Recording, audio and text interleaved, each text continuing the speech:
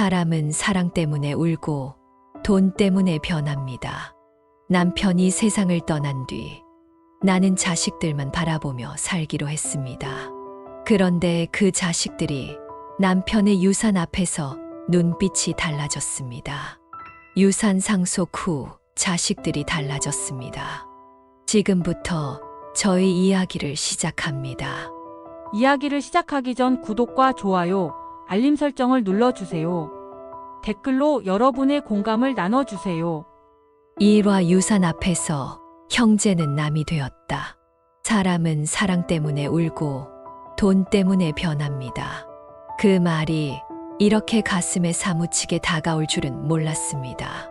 저는 평범한 73살 어머니입니다. 50년을 함께 산 남편이 올해 초 세상을 떠났고 그 후로는 세 자식 얼굴만 보며 버텼습니다. 큰아들, 딸, 막내 아들. 제가 살아온 인생의 전부라고 믿었죠. 그런데요, 남편의 장례식이 끝나기도 전에 자식들의 눈빛이 바뀌는 걸 저는 느꼈습니다. 남편은 교사였고 참 성실한 사람이었습니다. 평생 술 한 방울, 담배 한 개비도 하지 않았고 월급을 꼬박꼬박 저한테 맡겼죠. 우리는 궁상맞게 살진 않았지만 남들처럼 풍족한 삶도 아니었습니다. 그래서 늙어서까지도 저는 밥 짓고 빨래하고 살림하는 게 당연했어요. 남편은 유언장을 남겼습니다. 살아남은 수내에게 모든 재산을 남긴다. 법적으로도 현실적으로도 남편이 가진 유일한 집과 예금은 제 손에 들어왔습니다. 하지만 자식들은 그걸 공평하지 않다 하고 생각한 모양입니다. 장례식장에서 3일장을 치르는 동안 큰아들 우진이가 저를 붙잡고 말했습니다. 엄마, 이제 아버지도 안 계시고 집 정리랑 상속 문제 좀 빨리 정리하시는 게 좋을 것 같아요. 집 정리? 아버지 사진도 아직 장에 모시지 못한 상태였는데 아들이 입 밖으로 내뱉은 그 말이 너무나 차갑게 들렸습니다. 둘째 딸 미영이는 조용히 저를 따로 불렀습니다. 엄마, 요즘 가게가 좀 어려워서 그런데 혹시 아버지 예금 중에 일부만 잠깐 빌릴 수 있을까? 곧 돌려드릴게. 그 말을 듣는 순간 마음 한쪽이 서늘해졌습니다. 막내 정훈이도 전화로 말하더군요. 엄마, 나 음악 작업하는데 필요한 장비가 하나 있는데 이번 기회에 엄마가 좀 도와주면 안 돼. 남편이 돌아가시고 저는 슬픔에 빠져 있었는데 자식들은 얼마 남겼냐, 누가 얼마 받냐에만 관심이 있는 듯 보였습니다. 그날 밤 저는 방에 들어와 조용히 눈물을 흘렸습니다. 남편이 떠난 슬픔보다 더 큰 상실감이었습니다. 내가 평생을 바쳐 키운 자식들이 이토록 돈 앞에서 이기적일 줄은 몰랐습니다. 며칠 뒤 큰아들 우진이가 회계사 친구를 데리고 왔습니다. 남편 유산 관련 세무 상담을 하겠다면서요. 서류를 정리하며 그 친구는 말했습니다. 어머님, 집을 처분하시면 자식들께 고루 나눠줄 수 있어요. 요즘 주택연금도 있으니 어머님은 생활비 걱정 안 하셔도 되고요. 그 말에 우진이 고개를 끄덕이더군요. 엄마, 집 혼자 사시기엔 너무 크고 요양원 들어가시는 것도 방법이에요. 그럼 우리도 마음 놓고 각자 살 수 있고. 그 말을 듣자 저는 손이 벌벌 떨렸습니다. 요양원? 나는 아직 밥도 혼자 해먹고 지하철도 혼자 타고 병원도 혼자 가는데 아들은 이미 나를 짐 취급하고 있었던 겁니다. 저는 그날 저녁 처음으로 자식들을 외면했습니다. 너희 아버지가 평생 모은 돈이야. 나보고 살아보라고 남긴 돈이고 아직 나는 건강해. 누가 누구를 요양원에 보낸다고. 목소리를 높이지 않으려 했지만 눈물이 먼저 흘러내렸습니다. 우진이는 말이 없었고 딸 미영이는 눈치를 보더니 아무 말도 하지 않았습니다. 막내 정훈이는 어색하게 웃으며 그냥 엄마 힘드시지 말라는 뜻이었어라고 얼버무렸습니다. 그날 이후로 자식들은 각자 연락을 뜸하게 하기 시작했습니다. 평소에는 주말마다 전화하던 딸도 카톡만 몇 자 남기고 대답이 없었고, 막내는 SNS에서만 저를 좋아요로 반응하더군요. 남편의 제삿날이 돌아오던 날, 저는 혼자 밥상을 차리고 술잔을 올렸습니다. 영태 씨, 이게 우리가 바라던 가족이었을까?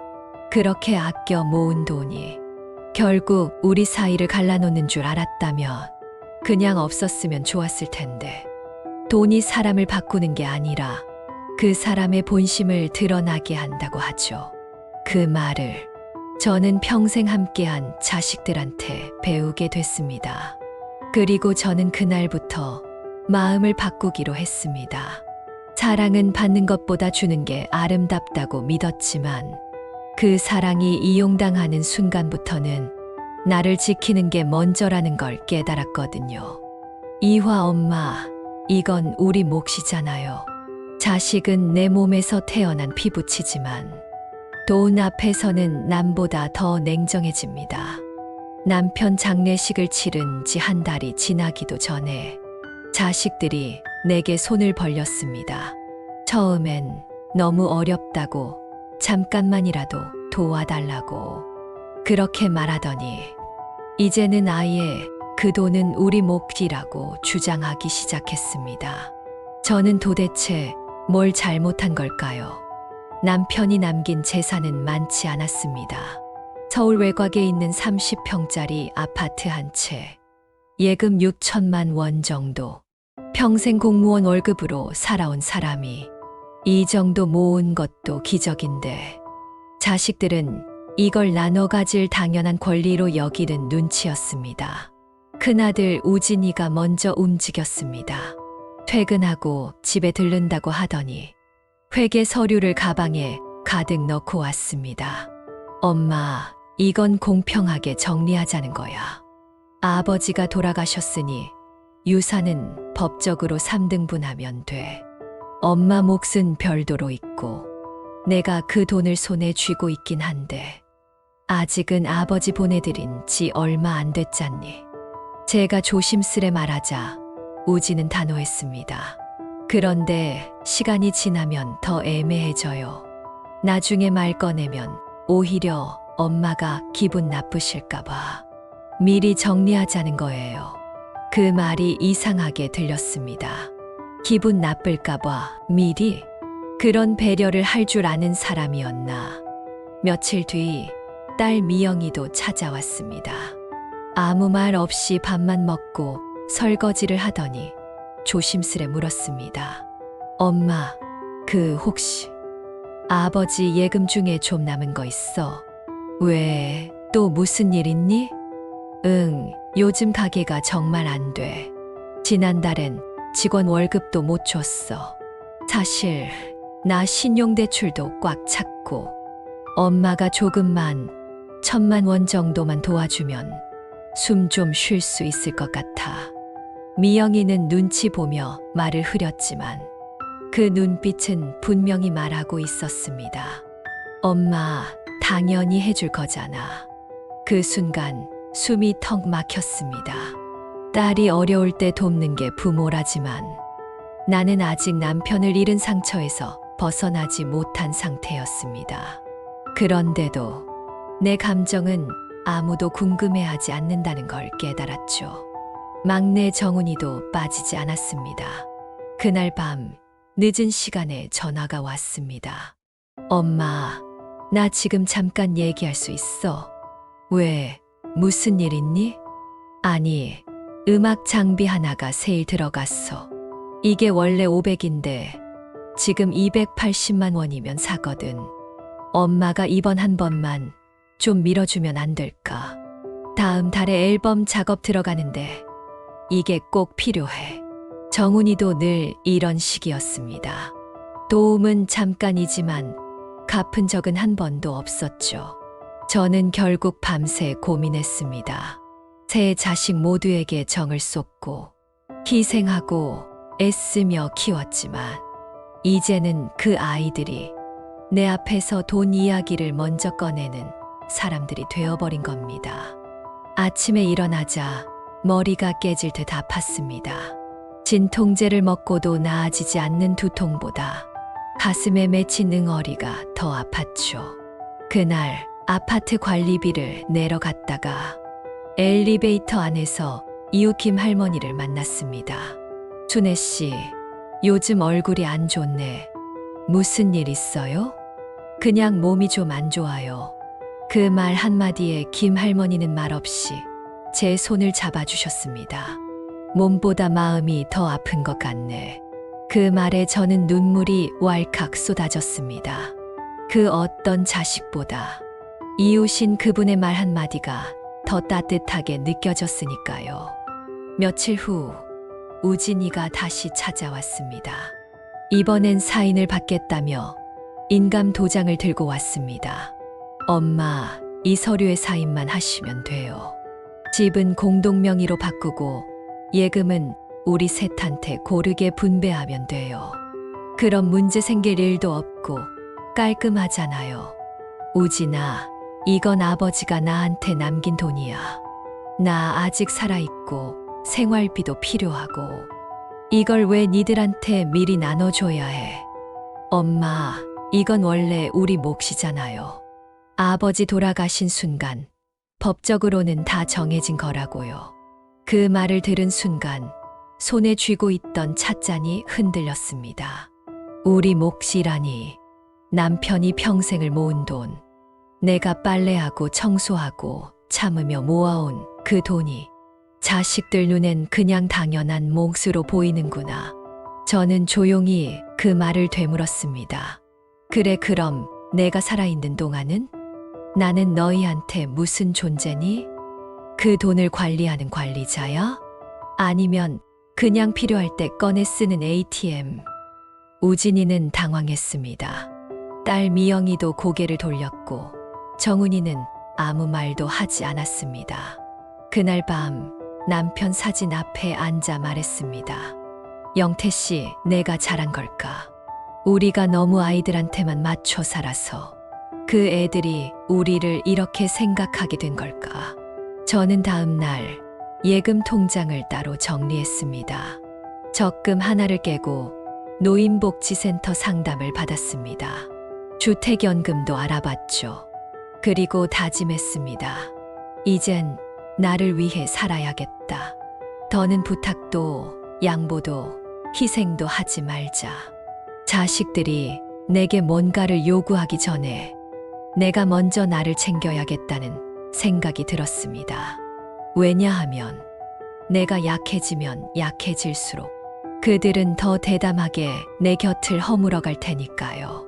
차마 집까지 넘보는 장남의 속내, 내가 사는 집은 남편과 함께 만든 유일한 보금자리였습니다.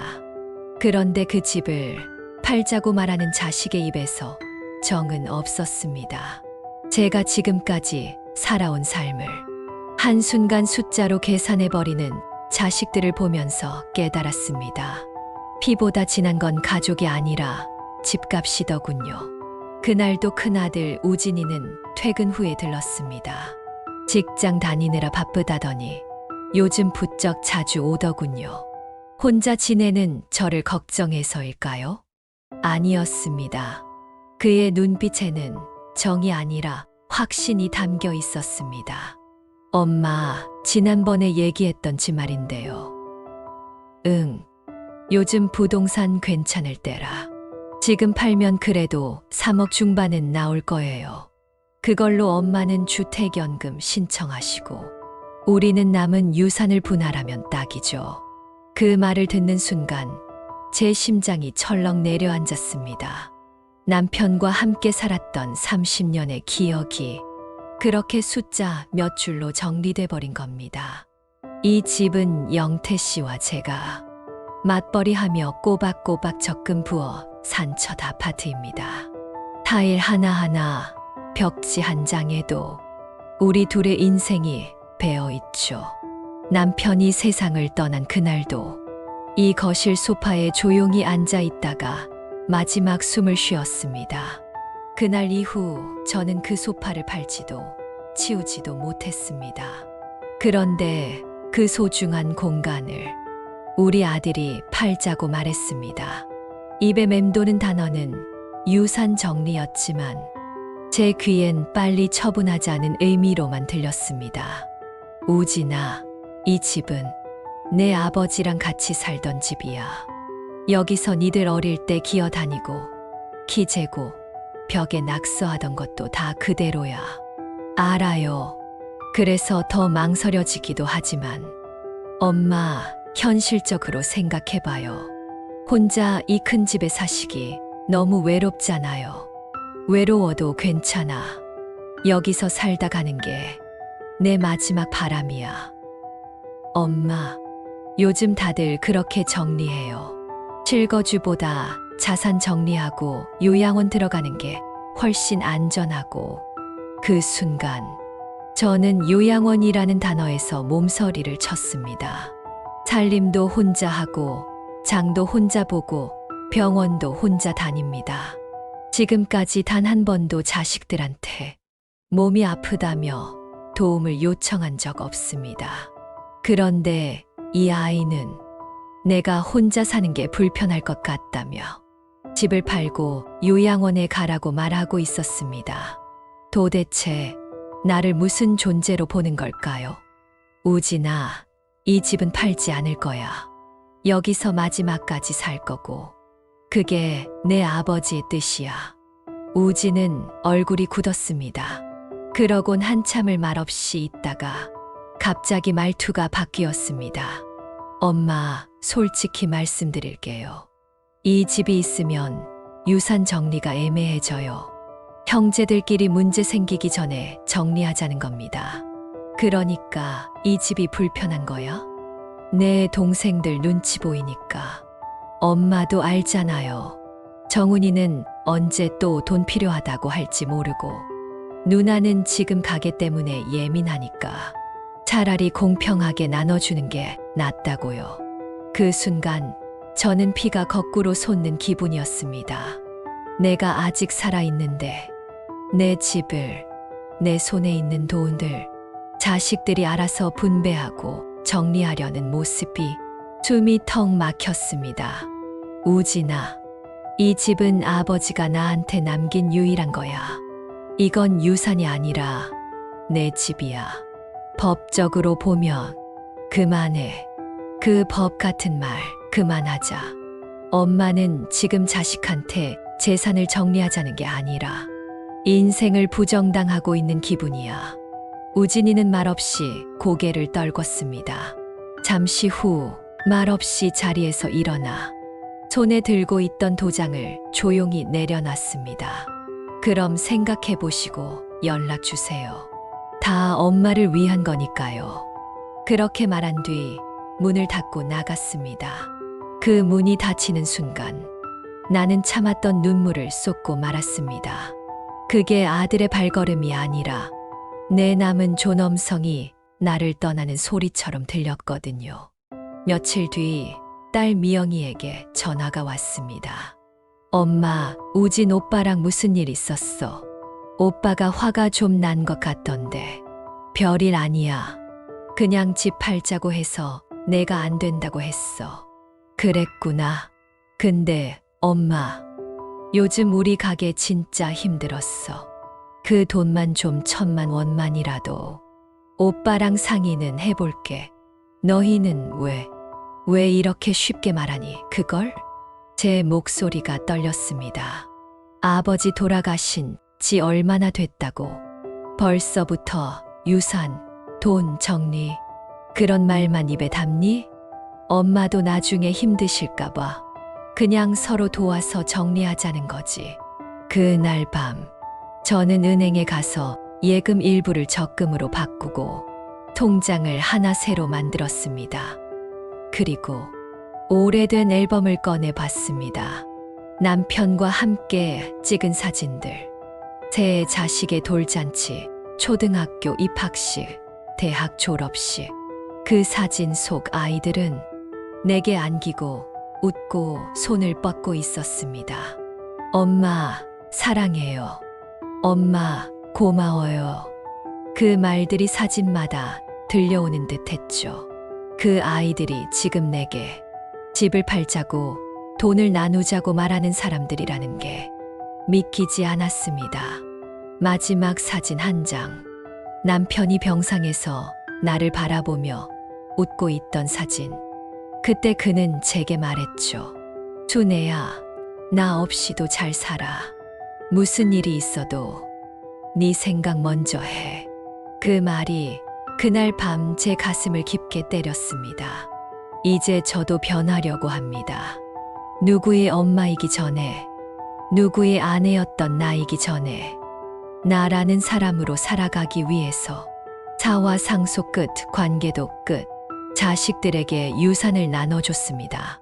그리고 동시에 제 마음도 찢어 나눠줘야 했습니다. 누군가는 말했습니다. 가족은 함께일 때 아름답다고. 하지만 저는 이제 압니다. 돈이 오가는 순간 가족은 계산서가 되고 그 관계는 잔액이 되어버린다는 거요. 우진이의 압박, 미영이의 부탁, 정훈이의 간청. 제 자식의 말은 다 달랐지만 결국 돈이었습니다. 저는 한동안 버티며 외면했지만 결국 무너지고 말았습니다. 그날 밤이었습니다. 남편 영태 씨의 사진 앞에서 나는 혼잣말처럼 중얼거렸습니다. 여보, 그 돈이 우리 인생의 마지막 증표인데 당신 없이 이걸 지켜낼 자신이 없네요. 며칠 후 저는 은행에 가서 예금 일부를 세 통장으로 나누었습니다. 정확히 말하자면 장남 우진에게 3천만 원, 딸 미영에게 2천만 원, 막내 정훈에게 1천만 원을, 남편이 평생 모은 돈의 절반을 그렇게 나누었습니다. 계산 기준은 솔직히 누가 덜 부담스러운가였습니다. 그리고 각자에게 전화했습니다. 우진아, 엄마가 아버지 예금에서 조금 나눠줄게. 너희 각자 계좌로 보낼 테니까 확인해봐. 그래요. 고맙습니다. 목소리의 기쁨보다 이제야라는 안도감이 묻어 있었습니다. 미영이는 울먹였습니다. 엄마 정말 고마워. 이번 달만 넘기면 괜찮을 것 같았는데 이게 진짜 큰 힘이 될 거야. 진짜 고마워. 정훈이는 처음엔 조용히 있다가 메시지 하나를 남겼습니다. 엄마, 이번에도 도와줘서 고마워. 언제 꼭 성공해서 갚을게. 그 말 익숙합니다. 꼭 갚을게. 이번만 도와줘. 그 말들이 쌓인 게 제 인생이었고 그 말에 속아 희망을 걸었던 날들이 제 노년을 만들었습니다. 그날 밤 저는 잠을 잘 수 없었습니다. 돈이 아깝다거나 후회돼서가 아니었습니다. 그저 너무 허전했거든요. 사람이 사람에게 무언가를 준다는 건 무언가를 함께 나눈다는 뜻인데 이건 나눔이 아니라 정리 같았습니다. 무언가를 정리하고 관계를 분리하고 책임을 내려놓는 느낌이었습니다. 그 후로 한 달이 지났습니다. 전화는 오지 않았습니다. 카톡 메시지도 읽음 표시만 남고 대답은 없었습니다. 미영이는 가게가 바쁘다고 말했고 우진이는 출장 중이라고 했습니다. 정훈이는 그저 조용했습니다. 저는 혼자 장을 보고 혼자 밥을 해 먹고 혼자 아프고 혼자 TV를 보며 시간을 보냈습니다. 그중 제일 괴로웠던 건 어느 토요일 오후였습니다. 비가 추적추적 내리던 날이었어요. 김치찌개를 푹 끓여놓고 막 딸과 아들들이 좋아하던 반찬들을 꺼냈습니다. 혹시라도 누가 올까 싶어서요. 그냥 무의식 중에, 그냥 습관처럼.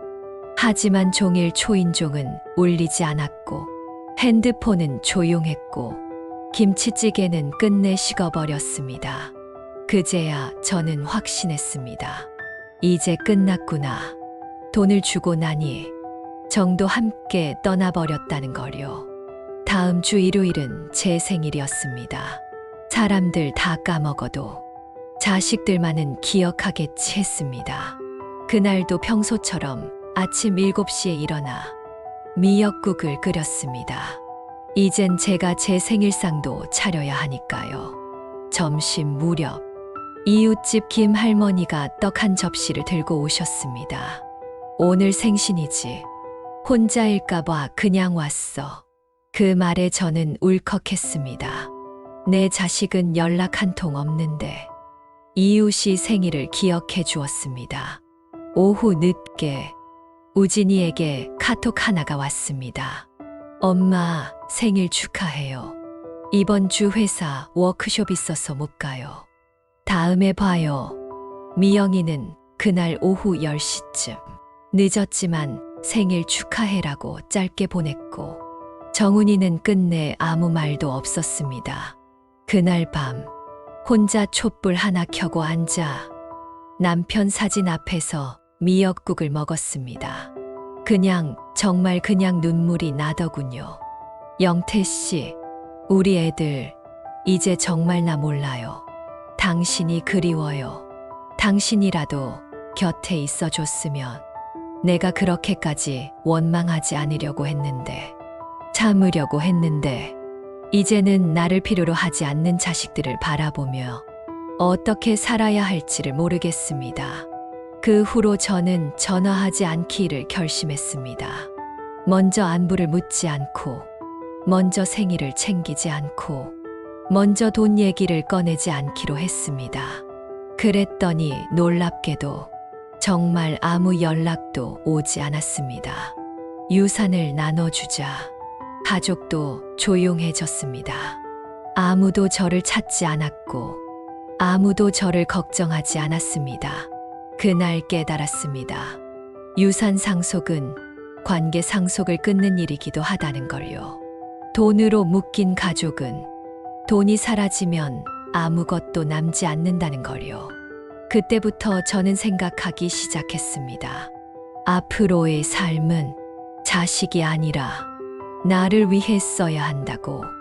오화 어머니의 생일 아무도 오지 않았다. 어머니의 생일은 자식에게는 달력의 숫자일 뿐이고 어머니에게는 1년 중 가장 외로운 날이었습니다. 나를 이 세상에 있게 한 날인데 이제는 아무도 기억하지 않습니다. 올해 내 생일은 찬 미역국 한 그릇과 정막뿐이었습니다. 올해로 저는 73이 되었습니다. 지금은 오롯이 혼자 살고 있지만 제 생일은 항상 가족과 함께라는 말이 당연했던 날이었습니다. 작년까지만 해도 남편이 옆에 있었죠. 늦잠 자고 일어나선 쑥스러워하며 케이크 하나 들고 오던 사람. 순애야, 생일 축하해. 올해도 고생 많았다. 그 사람은 말도 없고 투박했지만 그렇게 나를 챙기는 마음 하나만으로도 참 따뜻했어요. 남편이 떠난 뒤 처음 맞는 생일. 내심 기대는 하지 않으려고 했습니다. 그래도 자식들이 전화는 하겠지. 누군가는 찾아와 주겠지. 적어도 딸 미영이는 올 줄 알았습니다. 그날 아침 혼자 조용히 일어났습니다. 아무런 알람도 메시지도 없이 텅 빈 거실로 나가 미역국을 끓였습니다. 이젠 생일상도 내가 차립니다. 한때는 아이들 앉혀놓고 미역국을 떠먹여 주던 손이 이젠 늙고 주름져 내 자신에게 국 한 그릇 떠주는 손이 되었네요. 식탁에 앉았습니다. 따뜻한 미역국 한 그릇, 조기 한 마리, 김치 몇 조각, 그리고 정적. 식탁 위엔 음식이 있었지만 식탁 둘레는 허전했습니다. 아무도 생일 축하해라고 말해주지 않았고 저도 케이크도 없었습니다. 핸드폰만 바라보다가 한참 후에야 메시지 하나가 왔습니다. 우진, 엄마 생일 축하해요. 이번 주 워크숍 있어서 못 가요. 다음에 식사하러 가요. 문자 한 줄. 그게 전부였습니다. 점심이 되자 딸 미영이에게도 연락이 왔습니다. 전화는 아니었고 카카오톡 메시지였습니다. 미영, 엄마 유유, 오늘 너무 정신 없었어요. 생일 진짜 축하드려요. 다음에 갈게요. 사랑해요. 다음에 갈게요. 정신 없었어요. 그 말들이 이제는 익숙합니다. 그리고 변명처럼 들립니다. 막내 정훈이는 연락이 없었습니다. 오후 5시가 지나도, 저녁 7시가 지나도, 밤 10시가 되어도 아무 말도 아무 표시도 없었습니다. 예전에는 그래도 늦게라도 전화했어. 엄마 생일이지. 잊지 않았어라며 말하던 아이였는데 이젠 그마저도 없습니다. 핸드폰 알람을 수십 번 확인하고 문자함을 열었다 닫았다 하다가 결국 저는 아무 말 없이 핸드폰을 내려놓았습니다. 그 순간 문득 문 앞에서 발자국 소리가 들렸습니다. 저도 모르게 벌떡 일어나 문을 열었죠. 그런데 옆집 택배였습니다. 그때 깨달았습니다. 올해 제 생일엔 아무도 오지 않는다는 걸요. 저녁 9시 반, 혼자 케이크를 사러 나갔습니다. 조각 케이크 하나, 마트에서 2,800원짜리였습니다. 양초도 사려다 말았습니다. 촛불을 켜도 불어줄 사람도, 박수 쳐줄 사람도 없다는 게 슬퍼서요. 돌아오는 길, 편의점 유리창에 비친 제 얼굴을 보고 나도 모르게 고개를 돌렸습니다. 주름진 얼굴, 어깨가 축 처진 모습, 눈가가 젖어 있는 여자의 얼굴. 그게 저였어요. 집에 돌아와 작은 조각 케이크 앞에 앉았습니다. 남편 사진 옆에 케이크를 놓고 혼자 중얼거렸습니다. 영태 씨, 당신이 있었으면 촛불은 같이 불었을 텐데 이제는 당신도 없고 애들도 없네요. 눈물이 조용히 흘러내렸습니다. 그러다 문득 내가 그렇게 애들 생일 챙겨주던 기억이 떠올랐습니다. 딸 미영이 10번째 생일엔 라면값 아끼고 케이크 샀습니다.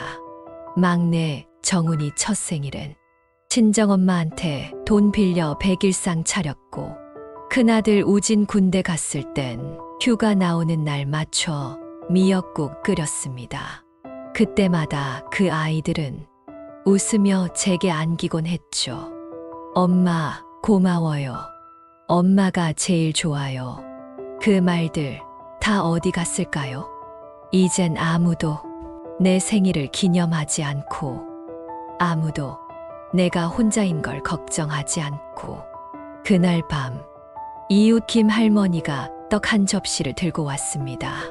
순애 씨 생신이지. 혼자일까봐 그 한마디에 저는 참았던 눈물을 쏟고 말았습니다. 생일 축하는 케이크도 선물도 아닌 그날 너를 기억해라는 말이구나. 그런데 자식들은 이제 내 생일을 기억하지도 기억하고 싶지도 않은 모양입니다. 그렇게 제 생일은 지나갔습니다. 그리고 저는 마음을 다잡았습니다. 다시는 기대하지 말자. 누가 찾아오길 기다리지도 말고 누가 챙겨주길 바라지도 말자. 그 대신 내가 나를 챙기기로 했습니다. 조금씩 달라지기 시작했습니다. 그 첫걸음은 나를 위해 미역국을 끓인 그 아침부터였습니다. 육화 병원비도 아깝다는 자식들. 아플 땐 사람이 그리워지고 병원비 얘기가 나올 땐 사람의 본심이 보입니다. 입원하고 처음으로 자식들이 내게 남긴 말은 엄마 괜찮아가 아니었습니다. 병원비는 얼마나 나와요? 그 순간 저는 깨달았습니다. 가족이란 말이 이렇게 허망할 수 있다는 걸요. 지난달 말이었습니다. 요즘처럼 비가 내리는 밤. 저는 혼자 잠을 자다가 갑자기 가슴이 꽉 조여오는 느낌에 숨을 쉴 수가 없었습니다. 한밤중이었고 핸드폰은 멀리 있었고 몸은 마음대로 움직여지지 않았습니다. 어떻게든 팔을 뻗어 벽을 짚고 숨을 몰아쉬며 겨우 핸드폰을 들었습니다. 손가락이 떨려 119를 누르는데도 몇 번을 틀렸습니다. 응급실에 도착했을 땐 이미 새벽 3시가 넘은 시각이었습니다. 의사 선생님은 경미한 심근경색이라고 말했습니다. 다행히도 빠르게 조치해 큰일은 면했지만 며칠간 병원에 입원해야 한다고 했습니다. 그리고 가족 연락처를 묻더군요. 순간 누구 번호를 적어야 하나 망설였습니다. 가장 먼저 떠오른 건 큰아들 우진. 하지만 그 아이에게 병원 소식을 전하면 또 돈 얘기를 하겠지라는 생각이 먼저 들었습니다. 결국 저는 딸 미영이 번호를 적었습니다. 병원에서 아침 8시쯤 전화를 했답니다. 그날 오후 병실에 미영이가 찾아왔습니다. 엄마 갑자기 왜 이렇게 아프셨어요? 병원에서 연락받고 너무 놀랐어요. 그 말에 안도했죠. 그래도 이렇게 와주는구나 싶었어요. 하지만 그 말은 시작일 뿐이었습니다. 곧이어 그녀는 이렇게 말했습니다. 근데 엄마, 여기 입원비는 얼마나 나와요? 건강보험은 되죠. 혹시 간병인 쓰시면 비용이 좀 많이 들 텐데. 저는 말없이 고개를 끄덕였습니다. 건강보험 돼. 병원비는 큰 부담은 아니래. 아, 다행이네. 솔직히 요즘 가게도 너무 안 되고 그랬어. 그 순간 저는 깨달았습니다. 이 아이는 내 아픔을 보러 온 게 아니라 돈이 들까봐 걱정하러 온 거였습니다. 그날 밤 저는 혼자 침대에 누워 천장을 바라보며 오래도록 잠을 이루지 못했습니다.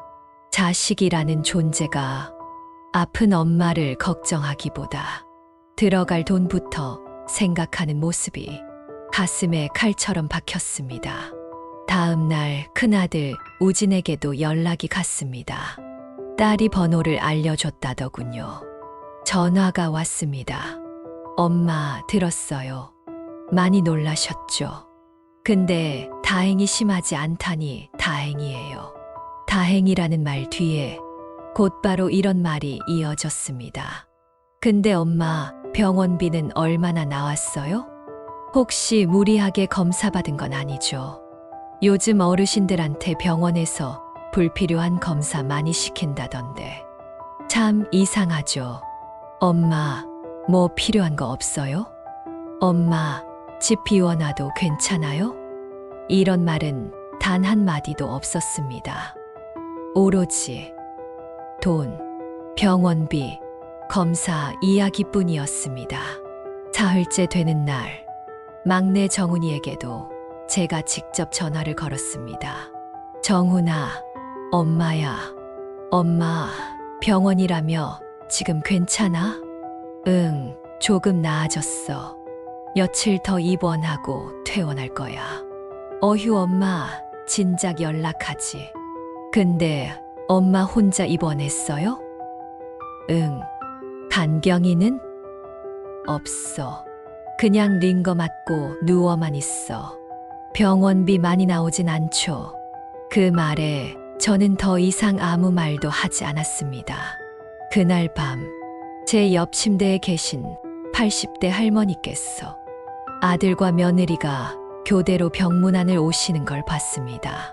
따뜻한 죽을 가져오고 다리도 주물러 드리고 어깨에 담요도 덮어주는 모습을 보며 저도 모르게 눈물이 고였습니다. 나는 평생을 자식들 아프면 밤새 옆을 지켰습니다.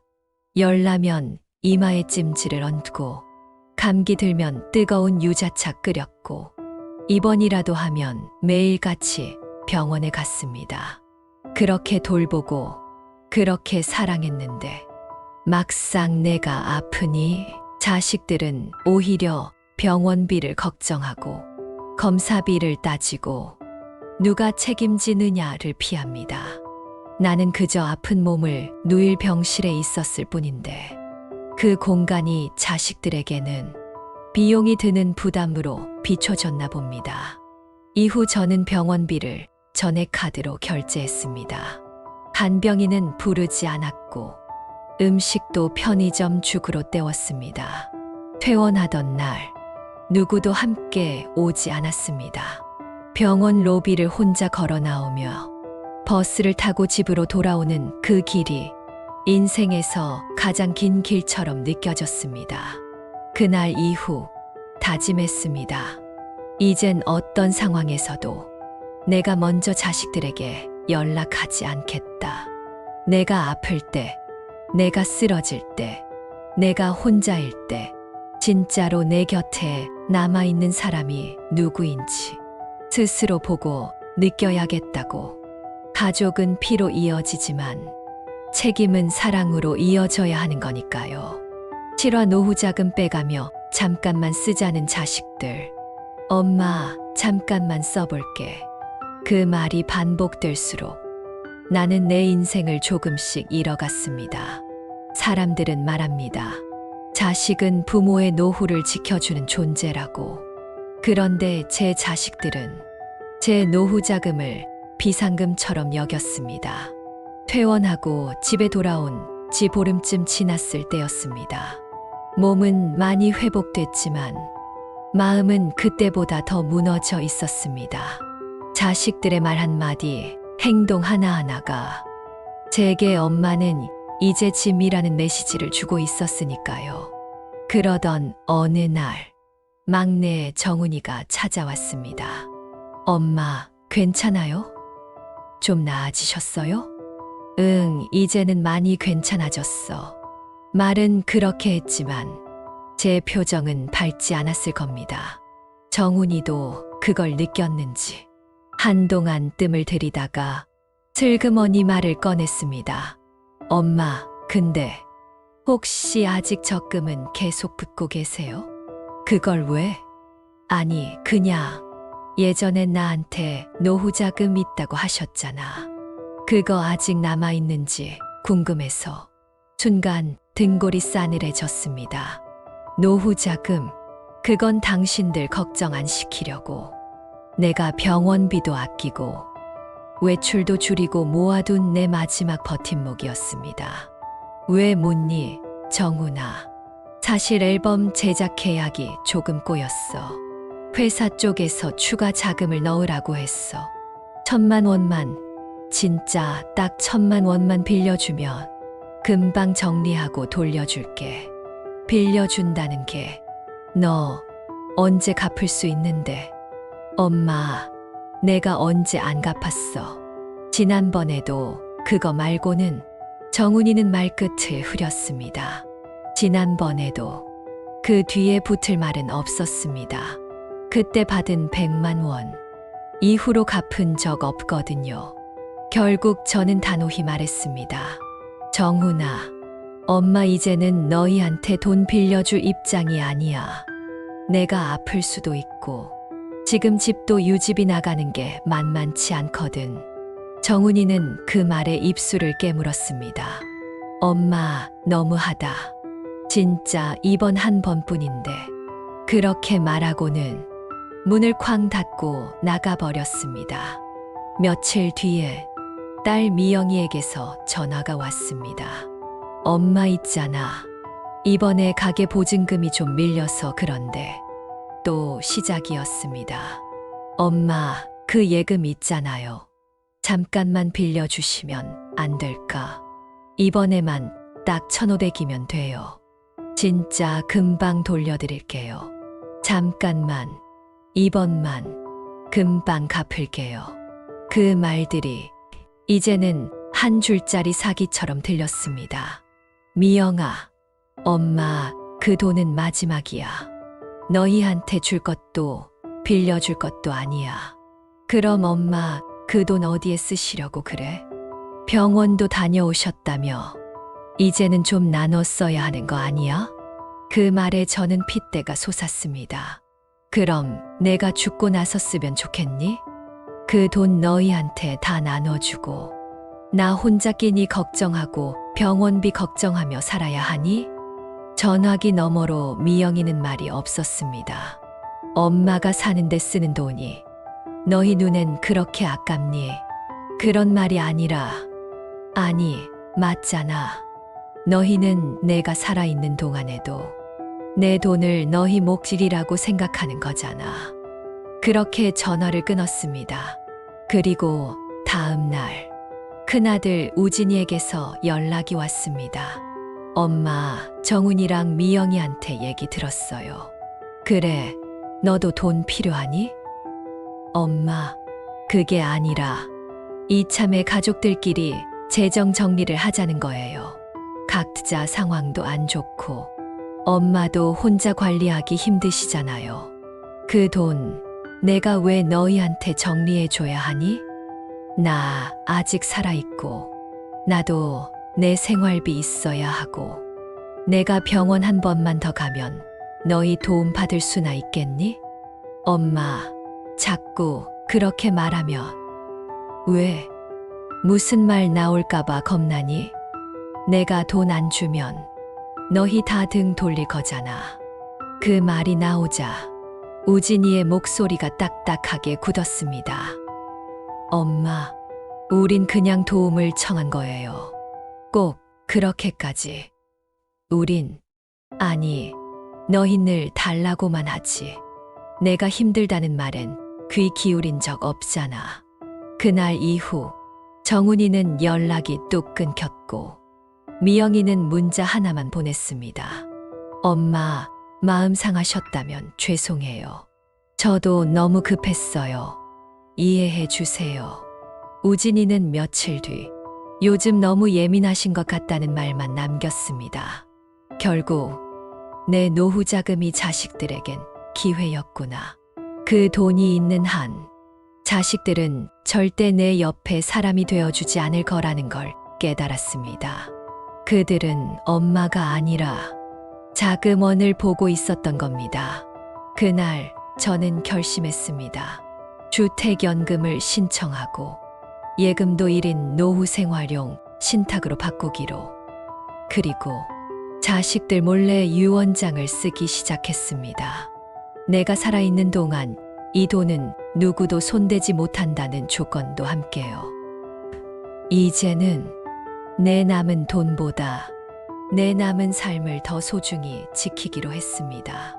8화 주택연금 신청 후 자식들 연락이 끊겼습니다.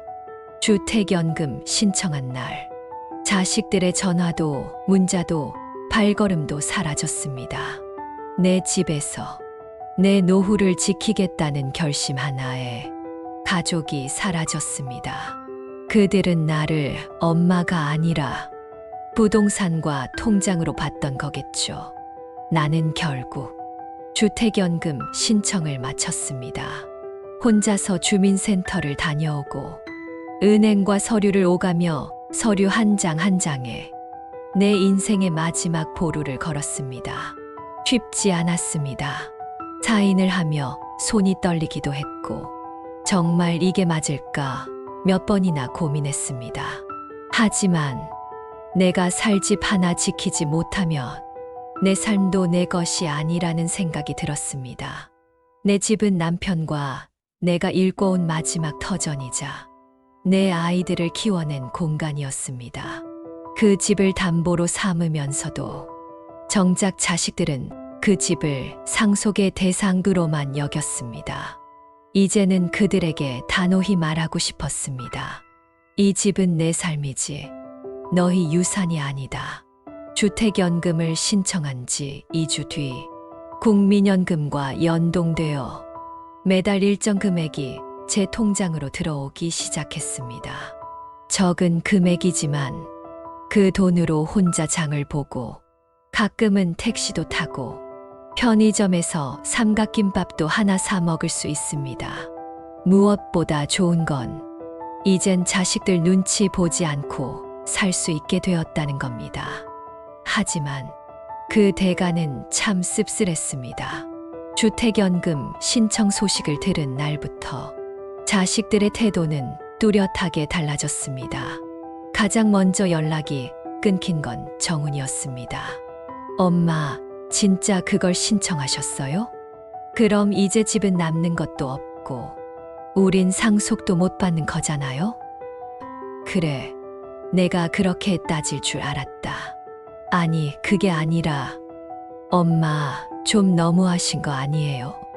나중에 우리한테 아무것도 안 남겨준다는 건 정훈아, 너희한테 남겨주려고 내가 사는 거 아니야.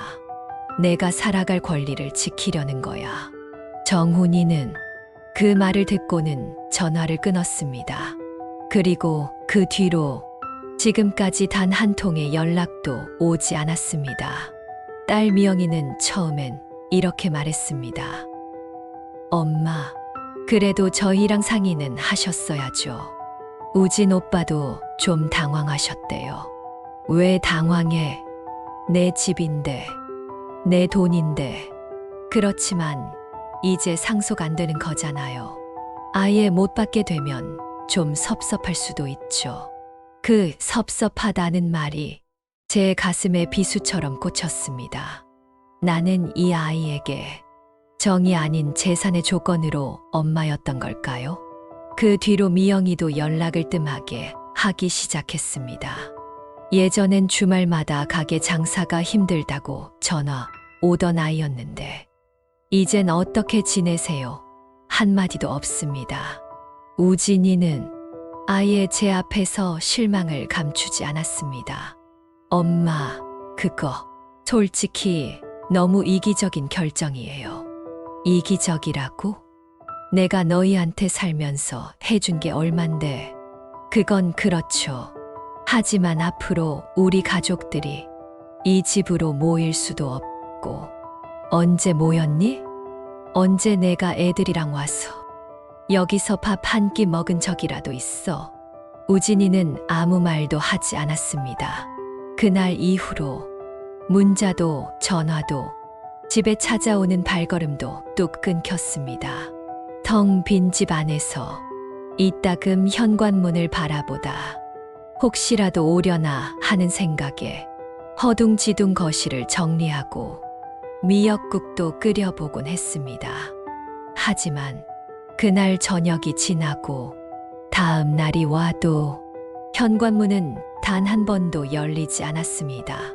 이웃 김 할머니가 말했습니다. 애들이 왜 요즘 안 오나 했더니 순애 씨 집 연금 신청했다면서요?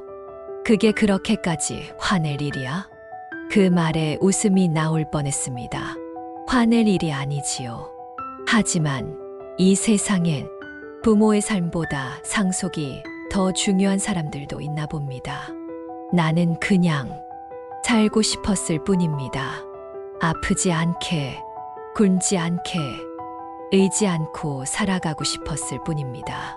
그걸 위해 선택한 연금이 자식들에게는 등 돌릴 이유가 되었습니다. 이제는 전화기가 조용해도 기대하지 않습니다. 문자가 안 와도 서운하지 않으려 합니다. 대신 내 계좌에 들어오는 매달 몇십만 원의 연금이 내게 유일한 신뢰가 되었습니다. 그 돈은 나를 버리지 않더군요. 그 돈은 내가 아프다고 도망가지 않더군요. 그 돈은 말없이 내 노후를 지켜주고 있더군요. 자식들보다 연금이 더 따뜻했습니다. 부와 손주의 결혼식 초대장도 받지 못했습니다. 내가 가장 소중하게 키운 손주.